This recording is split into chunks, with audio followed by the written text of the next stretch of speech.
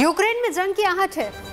डोनेत्स्क और लुहांस्क के इलाकों में रूसी सेना के आगे बढ़ने की खबर है।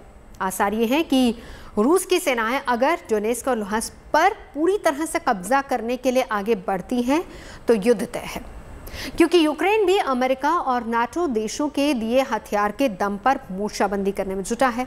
लेकिन युद्ध के हालात में शांति की उम्मीदें पूरी तरह से खत्म नहीं हुई हैं।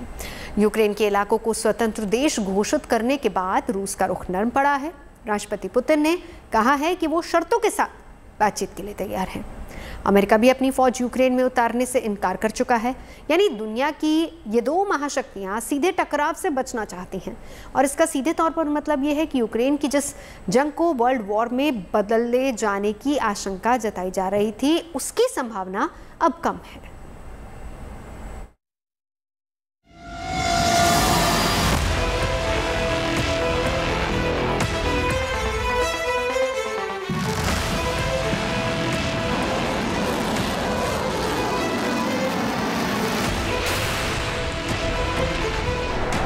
यूक्रेन के पूर्वी हिस्से में रूस की मौजूदगी से जंग की भूमिका तैयार है।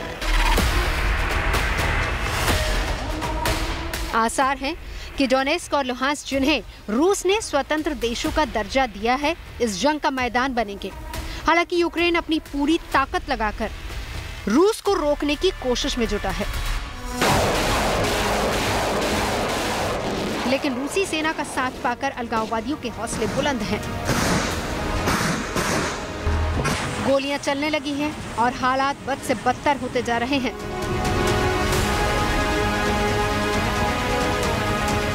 माना जा रहा है कि किसी भी पल रूस की सेना डोनेत्स्क और लुहांस्क पर पूरी तरह कब्जे के लिए आगे बढ़ेगी और उसी पल से जंग की शुरुआत होगी। लेकिन ये वो डोनेत्स्क का इलाका है, डोनेत्स्क का इलाका है जहां पर हर एक इंच के लिए लड़ाई हो रही है। ये वो इलाका है जो 30% अभी रूस के पास है, 70% यूक्रेन के पास है। लेकिन चाहे वो लुहांस्क हो या डोनेत्स्क हो, जिसको एक इंडिपेंडेंट रिपब्लिक रूस ने करार दिया है, वो इस पूरे क्षेत्र को अपने कब्जे में करने की कोशिश में है, और इसीलिए सेना को अब यहां इस पूरे इलाके में तैनात कर दिया गया है।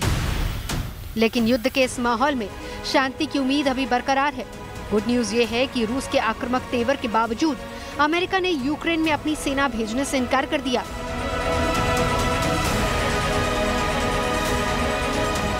हालांकि अमेरिका यूक्रेन को हथियार दे रहा है, लेकिन एक बात साफ है कि दोनों महाशक्तियां जंग के मैदान में आमने सामने नहीं आएंगी। इस तरह फिलहाल विश्व युद्ध की कोई आशंका नहीं है। इसका मतलब ये नहीं है कि रूस को यूक्रेन में खुली छूट मिल गई है। अमेरिका समेत नाटो देशों ने रूस पर प्रतिबंध लगाए हैं, और अगर रूस इसी तरह आगे बढ़ता रहा तो प्रतिबंध भी और कड़े होते जाएंगे। अमेरिका ने रूस की 2 वित्तीय संस्थाओं VEB और रूसी मिलिट्री बैंक को प्रतिबंधित कर दिया है। इसके साथ ही अमेरिका रूस के अमीर लोगों और उनके परिवारों पर भी प्रतिबंध लगा रहा है। यूरोपीय यूनियन ने रूसी बैंकों और वित्तीय बाजारों तक रूस की पहुंच पर प्रतिबंध लगा दिया है। इसी तरह ब्रिटेन ने रूस के 6 बैंकों पर प्रतिबंध लगा दिया है। साथ ही रूस के 3 बड़े अरबपतियों की ब्रिटेन में मौजूदा संपत्ति को भी फ्रीज कर दिया गया है। तो जर्मनी ने रूस की नॉर्ड स्ट्रीम 2 गैस पाइपलाइन परियोजना को बंद करने का फैसला किया है। अमेरिका के सहयोगी देश फ्रांस, जापान और ऑस्ट्रेलिया भी रूस के खिलाफ हैं। यानी कूटनीतिक तरीके से रूस को अलग थलग करने की कोशिश की जा रही है, लेकिन इसके बीच दोनों तरफ से बातचीत के जरिए संकट को दूर करने का विकल्प भी खुला हुआ है। अमेरिका ने रूस को कड़ी चेतावनी देते हुए कहा है कि नाटो से हमारा वायदा अटल है। नाटो की हर एक इंच सीमा की रक्षा की जाएगी। रूस की हर चुनौती का मिलकर जवाब देंगे। लेकिन लगे हाथ बाइडेन ने यह भी कहा कि मुझे उम्मीद है कि कूटनीति अभी उपलब्ध है। इस तरह राष्ट्रपति पुतिन ने संकेत दिया है कि वो बातचीत के जरिए समस्या को सुलझाने के लिए तैयार हैं। पुतिन ने कहा कि मॉस्को राजनयिक समाधान के लिए तैयार है, लेकिन रूस के हितों और हमारे नागरिकों की सुरक्षा से कोई समझौता नहीं किया जाएगा। हमारा देश एक गंभीर मुद्दे का कूटनीतिक हल निकालने के लिए सीधी और ईमानदार बातचीत के लिए तैयार है। लेकिन मैं एक बार फिर दोहरा रहा हूं कि रूस के हित और उसके नागरिकों की सुरक्षा सर्वोपरि है। ऐसे में हम लोग अपनी आर्मी और नेवी को अत्याधुनिक हथियारों और साजो सामान के साथ मजबूत करते रहेंगे। पुतिन का अगला कदम क्या होने वाला है, इस पर फिलहाल कुछ नहीं कहा जा सकता। अमेरिकी राष्ट्रपति भी कह रहे हैं कि रूस को उसके शब्दों से नहीं बल्कि उसके काम से आंका जाएगा। यानी तनाव अपनी जगह बरकरार है और रूस की पूर्वी सीमा पर जंग की तैयारी है। फिर भी शांति का रास्ता अभी पूरी तरह से बंद नहीं हुआ। यूक्रेन के डोनेट्स्क से गौरव सावंत के साथ bureau report, good news today. Ukraine में युद्ध के हालात के बीच शांति की उम्मीद बरकरार है। राष्ट्रपति पुतिन का लहजा भी थोड़ा नरम पड़ा है, लेकिन पूर्वी यूक्रेन के डोनेट्स्क में तनाव अपने चरम पर है। इस इलाके में रूसी सेना मौजूद है और रिपोर्ट ये है कि जल्दी ही वो आगे बढ़ेगी। हमारे संवाददाता गौरव सावंत उसी जगह पर मौजूद है जहां यूक्रेन ने रूसी फौज को रोकने के लिए मोर्चाबंदी की है। यूक्रेन के मोर्चे से ये एक्सक्लूसिव तस्वीरें हम आपको दिखा रहे हैं और वहां के हालात क्या है, गौरव बता रहे हैं। ये यूक्रेन की सेना का चेक पॉइंट है। ये यूक्रेन की सेना और इस सड़क के उस पार जहां वो बोल्डर और बैरियर लगाए हैं उसके उस पार रूस की सेना की तैनाती है। ये वो आखिरी चेक पॉइंट है जिसके आगे इस समय लड़ाई भी चल रही है। रात में और रुक रुक कर यहां न केवल गोलीबारी बल्कि गोलाबारी भी हो रही है। आकलन के मुताबिक सीज फायर वायलेशंस जो पहले 300 या 400 होते थे अब 3000 3,500 हो रहे हैं। तो यहां पर सेना की तैनाती जबरदस्त कर दी गई है। ये चेक पॉइंट है यूक्रेन की सेना का। यहां पर ट्रेंचेस बना दी गई हैं और उसके पीछे जैसा आप देख सकते हैं कि बख्तरबंद गाड़ियां, टैंक, तोप और अमेरिका से लाए गए कुछ आधुनिक हथियार हैं। वो आधुनिक हथियार भी अब यहां पर लगा दिए गए हैं कि अगर रूस की सेना वहां से आने की कोशिश करे तो उसे रोकने का प्रयास किया जाएगा। बड़े बड़े बोल्डर वहां सड़क पर लगा दिए गए हैं। हम रूस की सेना जहां पर तैनात है उससे महज 3 किलोमीटर दूर है इस समय डोनेट्स्क के इलाके में। रूस के राष्ट्रपति व्लादिमीर पुतिन ने डोनेट्स्क और लुहांस्क दोनों को एक इंडिपेंडेंट रिपब्लिक घोषित कर दिया गया है, लेकिन हम डोनेट्स्क के उस इलाके में है जो इस समय यूक्रेन के कंट्रोल में है। 70% यूक्रेन के कंट्रोल में है, 30% वो अभी रशिया के कंट्रोल में है, लेकिन रशिया पूरे इलाके को अपने कंट्रोल में करने की कोशिश कर रहा है और इसीलिए उस तरफ से जो गाड़ी आती है उसको चेक किया जाता है, क्योंकि यूक्रेन का कहना है कि ये पूरा इलाका हमारा है, पूरे लोग हमारे हैं, लोगों को आने से कोई रोक नहीं सकता, लेकिन रूस को आने नहीं दिया जाएगा। सीज फायर वायलेशन जबरदस्त यहां बढ़ भी गए हैं। फ्रंट लाइन है ये बिल्कुल लड़ाई का रूस और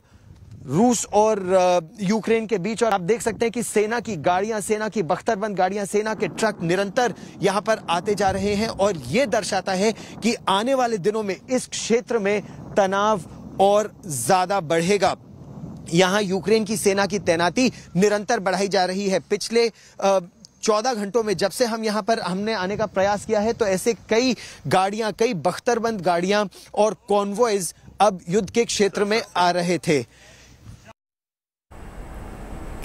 तो यूक्रेन के डोनेट्स्क और लुहांस्क को स्वतंत्र देश घोषित करने के बाद रूस आर्थिक प्रतिबंधों से जूझने को मजबूर है। अमेरिका, ब्रिटेन, ऑस्ट्रेलिया समेत यूरोपीय संघ के 27 देशों ने रूस के खिलाफ कड़ी आर्थिक पाबंदियों का ऐलान कर दिया है, जिसके बाद ये सवाल उठता है कि रूस के खिलाफ एकजुट इन देशों के सामने युद्ध भी एक विकल्प था, तो फिर उन्होंने आर्थिक प्रतिबंधों का सहारा ही क्यों लिया? अमेरिका, ब्रिटेन, जर्मनी की एकजुट सैन्य शक्ति ही रूस की सैन्य ताकत से कई गुना ज्यादा है, तो फिर उन्होंने रूस को रोकने के लिए आर्थिक पाबंदियों वाला कदम क्यों उठाया?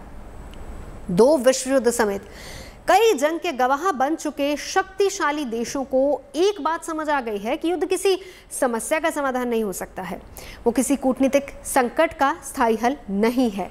इससे उन देशों को भी काफ़ी आर्थिक नुकसान पहुंचता है जो किसी देश या फिर गठबंधन के साथ या खिलाफ जंग का आगाज करते हैं। और यही वजह है कि रूस के खिलाफ ताल ठोक रहे देश सैन्य शक्ति की बजाय आर्थिक प्रतिबंधों का इस्तेमाल कर रहे हैं ताकि रूस को सबक सिखाया जा सके। अब सवाल ये उठता है कि आर्थिक प्रतिबंध का मतलब क्या होता है और उसे किस आधार पर लगाया जाता है? आर्थिक पाबंदियों का पहला मकसद किसी देश को पूरी दुनिया से अलग थलग करना। और इसके लिए सबसे पहले उस देश की अर्थव्यवस्था पर चोट पहुंचाई जाती है। नए निवेश, विदेशी कारोबार, वित्तीय लेन देन और हथियारों की खरीद फरोख्त तक पर भी रोक का रास्ता ही अख्तियार किया जाता है। इसके बाद आर्थिक प्रतिबंध के दायरे में उस देश के नागरिक भी आ सकते हैं। दूसरे देशों में उनकी संपत्ति सीज की जा सकती है। दूसरे देशों तक उनकी यात्रा पर भी रोक लगाई जा सकती है, जो कि यहाँ पर हो भी रहा है। और सबसे पहले अमेरिका ने ही अंतर्राष्ट्रीय कानून तोड़ने के लिए रूस पर आर्थिक प्रतिबंधियां लगाई हैं। और इसका मतलब ये है कि पश्चिमी देशों की कोई भी कंपनी रूसी कंपनियों से डॉलर में कारोबार नहीं कर सकती। अगर कोई ऐसा करता है तो फिर उसे भारी भरकम जुर्माना देना पड़ता है। रूस तेल और गैस का ज्यादातर कारोबार डॉलर में ही करता है, जो अब नहीं कर पाएगा। यानी रूस की खरीद फरोख्त की क्षमता कम हो जाएगी। आर्थिक पाबंदियों की वजह से रूस को अब अंतर्राष्ट्रीय बाजार से कर्ज भी नहीं मिलेगा, जिसकी वजह से उसकी करेंसी रूबल भी कमजोर हो जाएगी। इससे रूस को वित्तीय संसाधन जुटाने में काफी मुश्किल का सामना करना पड़ेगा। अब यहाँ पर सवाल ये उठता है कि आर्थिक प्रतिबंध लगाए जाने का आधार होता क्या है। तो अब तक आतंकवाद से लड़ने या फिर सामूहिक विनाश के हथियार की रोकथाम और मानवाधिकार हनन पर लगाम लगाने के लिए आर्थिक प्रतिबंध का इस्तेमाल किया गया है। रूस के मामले में आर्थिक प्रतिबंध का प्रयोग यूक्रेन के खिलाफ उसके हमलावर तेवरों को रोकने के लिए किया गया है। यूक्रेन के 2 प्रांतों को स्वतंत्र देश की तरह मान्यता देने के बाद रूस पर कब्जे की नीयत के आरोप भी लग रहे हैं। 2014 में रूस ने यूक्रेन की क्रीमिया पर कब्जा किया था।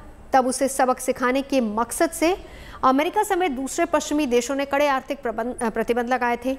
रूस की अर्थव्यवस्था दबाव में तो आई ही थी, लेकिन व्लादिमीर पुतिन और मजबूत होते चले गए थे। रूस में रहने वाले आम लोगों में राष्ट्रीय भावना जाग गई और लोग पुतिन के साथ खड़े हो गए। रूस को रोकने के लिए अमेरिका और नाटो देशों ने कड़े प्रतिबंध लगा दिए हैं। अब सवाल यहाँ पर यह है कि क्या प्रतिबंधों की वजह से रूस पीछे हटने को मजबूर होगा। रूस ये बात अच्छी तरह से जानता है कि उसके आक्रामक रुख की वजह से उस पर प्रतिबंध लगाए गए हैं। तो फिर राष्ट्रपति पुतिन ने इतना बड़ा कदम क्यों उठाया? रूस को इन प्रतिबंधों की चिंता क्यों नहीं है? ये हमने एक्सपर्ट से समझने की कोशिश की। रूस इसके लिए पहले से तैयार था और रूस ने के पास तकरीबन $650 बिलियन का फॉरेन रिजर्व रूस ने 2014 के बाद से इस पे काम किया है, इकट्ठा किया है। और अगर वो उनके ऊपर बहुत हार्श इकोनॉमिक सैंक्शंस भी लगाए जाते हैं तो तकरीबन 1-1.5 साल तक वो अपने आप को इससे बचा के रखने की परिस्थिति में है। अब बात यह है कि रूस को भी पता है कि स्विफ्ट बैंकिंग और आगे जो रूस के ओलिगार्क्स हैं और इनके ऊपर अगर सैंक्शंस लगते हैं तो रूस के लिए सिचुएशन अच्छी नहीं होगी। हालांकि अगर ये प्रतिबंध और कड़े होते हैं तो फिर देर सवेर रूस इनसे ज़रूर प्रभावित होगा। इसीलिए रूस भी नहीं चाहेगा कि ये तनातनी लंबी चले या फिर और लंबी खिंचे या यूरोप के देश उससे अलग थलग हो जाएं। इस सिक्के का एक दूसरा पहलू भी है। जंग अगर होती है तो इसका असर यूरोप पर भी होगा। इसीलिए यूरोप के देशों ने भी नहीं चाह रहे हैं वो कि जंग हो। जो तेल की सप्लाई जर्मनी और यूरोप के दूसरे देशों को करता है, जिसके ऊपर काफ़ी हद तक निर्भर है, अगर वो सप्लाई को बंद करता है तो यूरोपियन इकोनॉमी पे भी असर पड़ेगा। अभी क्लियर कट कोई ऐसा रिस्पांस नहीं मिला, मगर इनके संकेत ज़रूर देखने को मिलते हैं। मुझे तो ऐसा लगता है कि जैसे एक नया अफगानिस्तान यूरोप के अंदर बनने जा रहा है, यूक्रेन, वहाँ के ऊपर ये जंग अगर शुरू होती है तो बहुत समय लगेगा इसको ख़त्म होने के अंदर। और इसके जो नतीजे हैं वो हो सकता है कि यूक्रेन के बाहर पश्चिमी देशों पर भी पड़ सकते हैं। कोरोना से जूझने के बाद यूरोप नहीं चाहता है कि वो जंग का असर झेले, इसीलिए प्रतिबंध लगाकर रूस को रोकने की कोशिश की जा रही है। बातचीत का रास्ता भी खुला हुआ है, लेकिन रूस इस वक्त क्या सोच रहा है? पूर्वी यूक्रेन के मोर्चे पर मौजूद हमारे संवाददाता गौरव सावंत की ये रिपोर्ट देखिए। रूस और यूक्रेन के बीच विवाद अब और ज्यादा गहराता जा रहा है। गुड न्यूज टुडे की टीम इस समय डोनेस्क में है। ये डॉनबास का क्षेत्र है और बिल्कुल सीमा है ये रूस और यूक्रेन के बीच, जहां पर तनाव जबरदस्त है इस समय। डोनेस्क में इस समय यूक्रेन की सेना का जमावड़ा लगातार बढ़ता जा रहा है। दूसरी तरफ से भी आशंका यही है कि रूस हालांकि बातचीत के लिए तैयार है, बातचीत की बात भी हो रही है समस्या के समाधान के लिए, लेकिन डर अब यह है कि रूस की सेना यहां पर बमबारी और गोलाबारी अधिक संख्या में करेगी और तेजी से इस पूरे क्षेत्र पर अपने वर्चस्व को स्थापित करने का प्रयास करेगी। कैमरामैन पवन कुमार के साथ गौरव सावंत, डोनेस्क, पूर्वी यूक्रेन, गुड न्यूज टुडे। वैसे आपको ये भी बताएं कि आर्थिक प्रतिबंधों का नुकसान एक तरफा नहीं होता। आर्थिक पाबंदियां झेल रहे रूस के मामले में भी ये बात सही साबित हो रही है। आर्थिक पाबंदियां लगाने वाले देशों के अलावा उन देशों को भी नुकसान होगा जो रूस से कारोबारी रिश्ते रखते हैं। इसमें भारत भी शामिल है।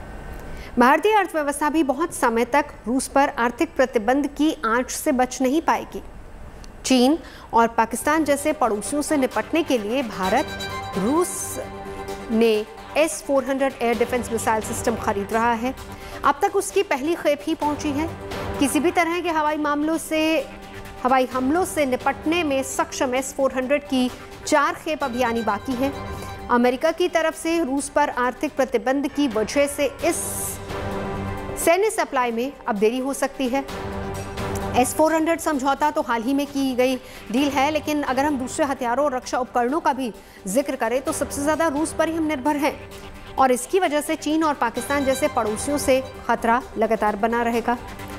रूस गेहूं निर्यात करने वाला दुनिया का सबसे बड़ा देश है। वो इस अनाज के एक्सपोर्ट के लिए ब्लैक सी रूट का ही इस्तेमाल करता है और अगर अमेरिका के आर्थिक प्रतिबंधों की वजह से यहाँ रुकावट खड़ी होती है तो सप्लाई नहीं होने की स्थिति में भारत में भी गेहूं के दाम बढ़ सकते हैं। रूस यूक्रेन तनाव के बीच एक महीने में तेल की कीमतों में 14% की बढ़ोतरी हुई है और अगर हालात नहीं संभले तो फिर तेल की कीमत $125 प्रति बैरल तक पहुंच सकती है और ऐसे में भारत पर भी इसका बुरा असर पड़ सकता है क्योंकि भारत अपनी ज़रूरत का 80% से ज़्यादा तेल आयात करता है। अगर कच्चा तेल के दाम और ज़्यादा बढ़ते हैं तो फिर भारत में थोक महंगाई भी बढ़ेगी क्योंकि तेल का असर सीधा महंगाई पर होता है। भारत ने अब तक यही रुख अपनाया है कि उसको विवाद में नहीं पड़ना है। अगर रूस और यूक्रेन के बीच तनाव बढ़ता है तो उसे किसी एक का पक्ष लेना होगा।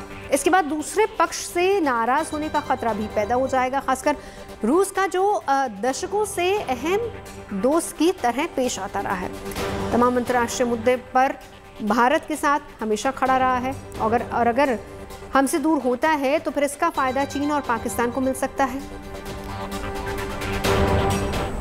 देखिए, भारत जो है वो अपनी एनर्जी सिक्योरिटी को लेकर बहुत परेशान है। हम ऑलरेडी बहुत सारा ऑयल इंपोर्ट करते हैं, जाहिर है रूस से नहीं करते हैं, हम ओपेक कंट्री से करते हैं, अमेरिका से करते हैं, लेकिन हम उसके इंपोर्ट पर निर्भर हैं। और जब ऐसी सिचुएशन आती है जैसे रूस का संकट है और जिस तरह से नेचुरल गैस और ऑयल की जो कीमतें हैं वो इतनी ज़्यादा बढ़ चुकी हैं पूरे विश्व में, तो उस बात का असर जो ग्लोबल लेवल पे जो राइज है नेचुरल गैस और ऑयल की कीमतों पर, उसका असर भारत पे डेफिनेटली देखने को मिलेगा। तो रूस और यूक्रेन की तनातनी से जंग के हालात बने हैं। भारत का स्टैंड है कि ये मामला बातचीत के जरिए ही सुलझाया जाना चाहिए और शांति बहाल होनी चाहिए। भारत और रूस पुराने दोस्त हैं और भारत के साथ अमेरिका के रिश्ते भी मजबूत हैं। इसीलिए भारत के लिए खुलकर किसी भी देश के साथ खड़ा होना मुश्किल होगा। जहाँ तक रूस की बात है तो वो भारत के लिए स्ट्रेटजी के हिसाब से भी बहुत अहम है।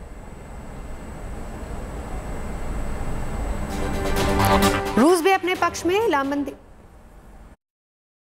की वजह से, देखिए, जो पहली बात है जो सब समझ रहे हैं वो ये कि रूस भारत का मित्र रहा है और रूस से हमारे जो रिलेशंस हैं वो बहुत डीप हैं। स्ट्रैटेजिकली हमें रूस की ज़रूरत है चाइना के फैक्टर को बैलेंस करने के लिए, और केवल चाइना के फैक्टर को बैलेंस करने के लिए ही हमें रूस की ज़रूरत नहीं है। मेरे हिसाब से 3 ऐसे और एरियाज़ हैं जहाँ पर हमें रूस की ज़रूरत है। जैसे हमें रूस की ज़रूरत है अफगानिस्तान के सिचुएशन में अपनी रेलेवेंस को बनाए रखने की, क्योंकि तालिबान तालिबान का जो जिस तरह से तालिबान वहाँ पर आया है और जिस तरह से भारत एक बार को ऐसा लगा कि भारत वहाँ पे इररेलेवेंट हो गया है, तो वो चीज़ों को मैनेज करने के लिए हमको रूस की सहायता की ज़रूरत है। तीसरे नंबर ये दूसरी बात थी। तीसरे नंबर पे मैं ये समझती हूँ कि भारत को ज़रूरत है रूस की, क्योंकि भारत का जितना आउटरीच है सेंट्रल एशिया में, जो 5 कंट्रीज़ हैं, और हमने बीच में भी देखा कि हमारे एक्सटर्नल अफेयर्स मिनिस्टर वहाँ गए थे, तो जो ये आउटरीच है सेंट्रल एशिया का, ये भी रशिया की सॉफ्ट अंडरबेली कहा जाता है, और वहाँ पर भी हम एक पूरी तरीके से कोऑपरेट कर सके और अपने उनसे इकोनॉमिक जो रिश्ते हैं वो बेहतर कर सके, उसमें हमें ज़रूरत है कि हमारे रूस से संबंध जो है वो स्मूथ रहे। तो हमारे लिए स्ट्रेटेजी। वैसे रूस भी अपने पक्ष में लामबंदी करने में जुटा है। उसने भारत का समर्थन भी हासिल करने की कोशिश की है, यानी रूस यूक्रेन में पीछे हटने को फिलहाल तैयार नहीं है। डोनेट्स्क के इलाके में रूस की सेना ने गोलीबारी तेज कर दी है। वहां हालात किस तरह के हैं, गौरव सावंत की रिपोर्ट देखिए। युद्ध की आहट और बमबारी के चलते डॉनबास के इस इलाके डोनेट्स्क में यहाँ के घर खाली करा लिए गए हैं और ये खासा अमीरों का शहर है। ब्लैक सी रिजॉर्ट है। जैसा आप इन तस्वीरों में देख सकते हैं कि इन घरों में बम के निशान, बमबारी के निशान, तोप के निशान, गोलों के यहाँ पर साफ नजर आ रहे हैं। नुकसान न केवल इस घर को हुआ है, लेकिन अगर हम आपको ये पूरा इलाका दिखाएं, अलग अलग घर दिखाएं, तो इस पूरे इलाके को अब खाली करा लिया गया है, एक के बाद एक। जैसा ये सफेद घर देखा, अब ये वाला मकान देखिए लाल रंग का।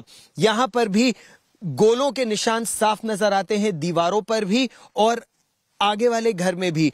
यहां पर जब हम लोगों की कुछ घरों में जहां लोग बचे हैं उनसे जब बात होती है तो वो कहते हैं केवल सुरक्षा कारणों की वजह से कुछ घरों में लोग अभी यहां टिके हुए हैं, लेकिन ज्यादातर या मारियोपोल चले गए हैं या जिनके रिश्तेदार कीव में हैं वो लोग कीव चले गए हैं, क्योंकि यहां पर अब अंदेशा ये है, अब खतरा ये है कि इस इलाके में रूस की सेना कभी भी आ सकती है। यूक्रेन की सेना ने अलग अलग जगह रास्तों पर तो चेक पॉइंट बनाए हैं, लेकिन समुद्र के रास्ते भी रूस की सेना के आने का अंदेशा है और यहां पर समुद्र में भी बारूदी सुरंगें लगा दी गई हैं और जगह जगह वो साइन बोर्ड लगाए गए हैं कि बारूदी सुरंग समुद्र में है, वहां पर लोग तैरने के लिए ना जाए या फिर बोट में भी ना जाए क्योंकि उससे खतरा हो सकता है।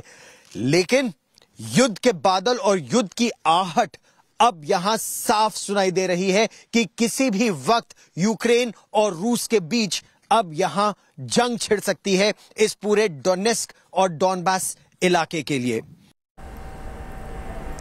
खैर, उम्मीद तो युद्ध के टल जाने की है, लेकिन अगर युद्ध होता है तो जानकार ये मान रहे हैं कि युद्ध केवल रूस और यूक्रेन के बीच ही नहीं होगा, क्योंकि यूक्रेन को नाटो का समर्थन हासिल है। तो ऐसे में इस युद्ध में रूस की टक्कर अप्रत्यक्ष तरीके से अमेरिका से होगी, क्योंकि अमेरिका ही नाटो का जन्मदाता है। और ऐसे में ये जान लेना बहुत ज़रूरी है कि नाटो कब आया, क्यों बनाया गया। दरअसल नाटो की स्थापना 4 अप्रैल 1949 में हुई थी। इसे उत्तर अटलांटिक अलायंस भी कहा जाता है। वर्तमान में इस संगठन में 30 देश शामिल हैं, लेकिन जब नाटो की शुरुआत हुई थी तो केवल 12 ही देश इसमें शामिल थे। अमेरिका ने इस संगठन को बनाया था, जिसका उद्देश्य ये है कि संगठन के किसी भी सदस्य देश पर बाहरी देश आक्रमण करता है तो सभी देश मिलकर उसका मुकाबला करेंगे। और यूक्रेन रूस से अपनी रक्षा के लिए नाटो का सदस्य देश बनना चाहता है, जिसका समर्थन अमेरिका, ब्रिटेन और फ्रांस जैसे देशों ने किया है। ऐसे में डर अब इस बात का है कि अगर युद्ध हुआ तो परमाणु हथियार भी इस्तेमाल किए जा सकते हैं। दुनिया में करीब 14,000 परमाणु हथियार हैं, जिसमें रूस के पास 6,257 हथियार हैं। 4,000 परमाणु हथियार अमेरिका के पास हैं, जिसमें अमेरिका ने परमाणु हथियारों को 100 यूरोप के नाटो देशों में तैनात किया है। ये 100 परमाणु बम अमेरिका ने यूरोप के 5 देशों में तैनात किए हैं। बेल्जियम, जर्मनी, इटली, नीदरलैंड और टर्की में अमेरिका ने परमाणु बमों को दागने के लिए लड़ाकू विमान भी तैनात कर दिए हैं। F-16, PA-200 टॉर्नेडो यूरोपीय अड्डों पर तैनात हैं। इटली, बेल्जियम, नीदरलैंड में F-16 तैनात हैं, तो वहीं जर्मनी, इटली में PA-200 टॉर्नेडो तैनात है। ब्रिटेन में B-52 परमाणु बॉम्बर तैनात किए गए हैं। यानी अगर जंग हुई तो बड़ी होगी, तो टक्कर जोरदार होगी और उसका नुकसान भी अतुलनीय होगा। इसीलिए इस तनाव को खत्म करने की जरूरत है। ये बात रूस, अमेरिका और नाटो देश अच्छी तरह से समझ रहे हैं। फिलहाल हम यहाँ रुकेंगे एक ब्रेक के लिए। आप देखते रहिए गुड न्यूज टुडे।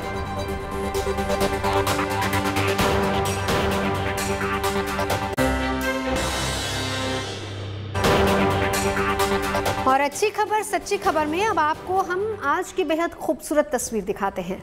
हिमाचल से आई तस्वीर। हिमाचल के लाहौल स्पीति में बेहद मुश्किल हालात के बावजूद छात्र स्कूल पहुंच रहे हैं, वो भी 100% अटेंडेंस के साथ।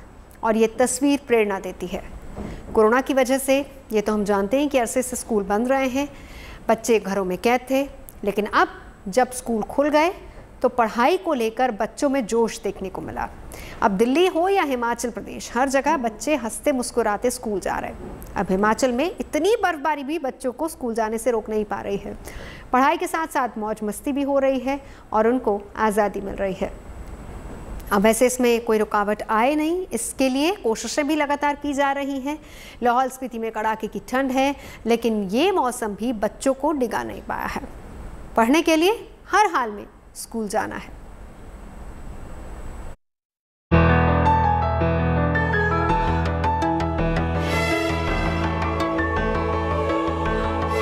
ये हिमाचल के लाहौल स्पीति जिले के लाहौल क्षेत्र का नजारा है, जहां तमाम दुश्वारियों को ताक पर रखकर बच्चे स्कूल पहुंच रहे हैं। बर्फ से पटी ये डगर मुश्किल जरूर है, लेकिन नन्हे कदमों को थाम सके इसमें वो तासीर कहां। ये कदम सुनहरे भविष्य की ओर निकले हैं, शिक्षा की रोशनी से खुद को संवारने निकले हैं। इन बच्चों के हौसले को डिगा सके -15 डिग्री के तापमान वाली हाड़ कपा देने वाली ठंड में वो बात कहां।